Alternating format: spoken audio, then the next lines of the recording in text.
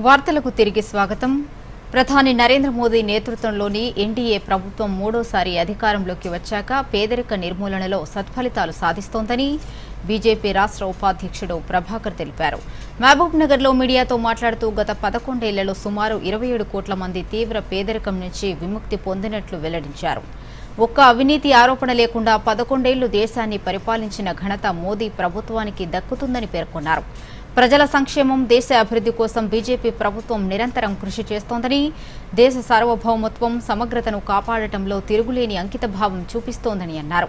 BJP ప్రభుత్వం దేశానికి బలమైన రక్షణ కవచంగా నిలిచిందని, భారత్ను ప్రపంచంలో 4వ అతిపెద్ద ఆర్థిక వ్యవస్థగా తీర్చిదిద్దేందుకు మోదీ నిరంతరం పనిచేశారని తెలిపారు.